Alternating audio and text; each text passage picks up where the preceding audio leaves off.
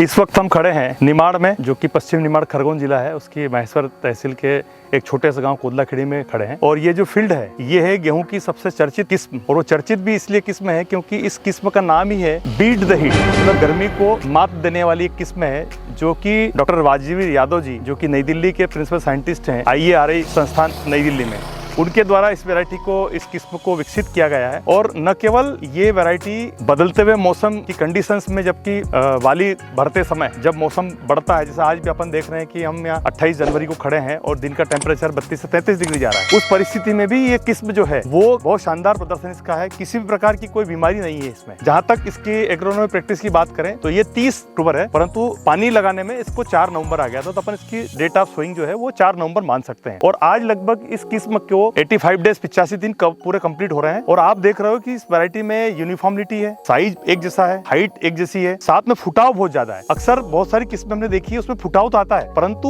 वो फुटाव बालियों में परिवर्तित नहीं हो सकता। इस किस्म में हमने जो देखा है कि 92% का एवरेज है कि जो फुटाव उसने लिया है प्रारंभिक अवस्था में 50 से 55 दिन में, उस फुटाव के अकॉर्डिंग लगभग 92% जो फुटाव आया है उसमें बालियां निकली है। यही कारण है कि आप पूरे फील्ड को जब देख रहे हो तो इसमें आपको लाइन से लाइन नहीं समझ में आ रही है कि लाइन कहाँ, एक इसमें 5 फीट के इसमें कितनी लाइनें, जबकि इसको हमने 7.5 इंच की दूरी पर बोया हुआ है, परंतु आप देखोगे कि इसमें लाइन नहीं आपको दिखेगी कि लाइन कहाँ से कहाँ गई है। इसका एक ही कारण है कि जो इसमें नंबर ऑफ ट्रिलर्स निकले हैं उसमें 92% का एवरेज विद इन एवरेज आया। हमने अलग अलग जगह नाप के खाया, गिन के दिख। और बाली की जहाँ तक बात करें, अपन स्पाइक की जहाँ तक बात करें, आप एक स्पाइक को देखोगे यदि मान लो तो इसमें दाना भरने की प्रोसेस चालू हो गई है, और लगभग इसमें किसानी की भाषा में यदि देखें तो कितने दाने इसमें है और उन दानों का वजन क्या है। तो जनरली लास्ट ईयर भी इसको मैंने 2 किलो बोया था और लगभग 10 कुंटल के आसपास मैंने इसका सीड निकाला था, परंतु हाथ से चुपाई की गई थी मेरे द्वारा। 9 इंच बाय 9 इंच पे एक एक दाना चुपाई की गई थी, उससे अपन ने सीड बनाया था।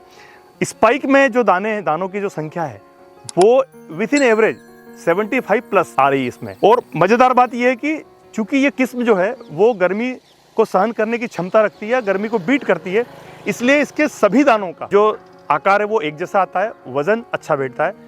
तो इसके 1000 दानों का जो वजन है वो लगभग 50 ग्राम के आसपास बैठेगा इसका वजन। तो हम ये कह सकते हैं कि ये किस्म जो है वो उत्पादन की दृष्टि से देखा जाए उसमें बहुत अच्छी है, फुटाव की दृष्टि से अच्छी है, कोई बीमारी इसमें नहीं आती है, हमने इसमें कोई फंगीसाइड नहीं डाला है, कोई इंसेक्टिसाइड डाला। और प्लांट की जो कंडीशन है, अभी अपन इसमें 4 पानी लगा चुके हैं। पहला पानी अपने सूखे में बुआई की थी, पहला पानी अपने लगाया, तो उसके बाद 3 पानी लगाए, कुल मिला के 4 पानी हुए। यदि हम किसान की भाषा में बोले तो उगने के बाद 3 पानी हुए इसमें। और आप देख सकते हो आज जो फील्ड की कंडीशंस है काफ़ी अच्छी कंडीशंस है। हाइट भी इसकी जो है वो लगभग 1 मीटर के आसपास आ रही है, जो कि एक परफेक्ट हाइट मानी जाती है, न ज़्यादा न कम। जैसे कि आप देख पा रहे हो इसकी जो फ्लैग लीफ है वो फ्लैग लीफ की मोटाई और उसकी चौड़ाई लगभग हम देखें तो 1 इंच से ऊपर जा रही है। जैसा कि आप देख पा रहे हैं इसकी फ्लैग लीफ जो है उसका जो साइज है वो चौड़ाई में भी बहुत अच्छा है और मोटाई में भी बहुत अच्छा है। और ये फ्लैग लीफ ही होता है जो पौधे को न्यूट्रिएंट्स प्रदान करता है और क्लोरोफिल की मात्रा को बढ़ाता है। इसका जो सीड रेट रखा है हमने वो रखा है 25 से 27 किलो प्रति एकड़ के हिसाब से रखा है। और जो बेसिक हमने इसमें ट्रीटमेंट किया है वो कुछ भी नहीं किया है। बोते वक्त अपन ने इसमें 12-32-16 का इस्तेमाल किया, 12-32-16 अपन ने बोते वक्त इसमें दिया है हुआ है। उसके बाद में यूरिया खाद जो है उसको अपन ने ट्रीट करके दिया है, पहले पानी और दूसरे पानी के बीच में दिया है, जिसमें कि जिंक और सल्फर का कॉम्बिनेशन आता है। उस कॉम्बिनेशन वाले पाउडर से अपन ने यूरिया खाद को ट्रीट करके प्रति एकड़ 25 किलो के हिसाब से अपन ने इसमें डाला है। जहाँ तक बात करें इसकी अवधि की, तो आज आप देख रहे हो कि 85 दिन में इसमें दाना भरना, ये समझ ले कि इसमें 15 से 20% दाना भर चुका है, मतलब दाना अपना साइज लेने लग चुका है। यदि मैं इसकी बात करूं कि इसकी मैच्योरिटी कब आएगी, तो मुझे लगता है कि 135 दिन के आसपास इसकी मैच्योरिटी आएगी। 130 से 135 दिन, या मौसम के जो चेंज हैं उसके कारण 5-7 दिन आगे पीछे भी इसको हो कर सकते हैं। परंतु आप सबसे बड़ी देखोगे कि अभी पिछले 10-15 दिनों से जिस प्रकार से क्लाइमेटिक चेंज आ रहा है, टेम्परेचर 32 डिग्री से 34-35 तक भी अचीव कर रहा है, क्योंकि ये निमाड़ है।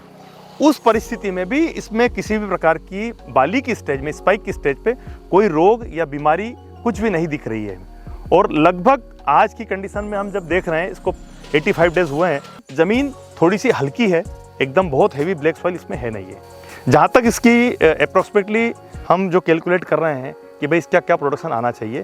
तो 27 से लगा के 30 कुंटल प्रति एकड़ का उत्पादन आना चाहिए, ऐसा मुझे उम्मीद है।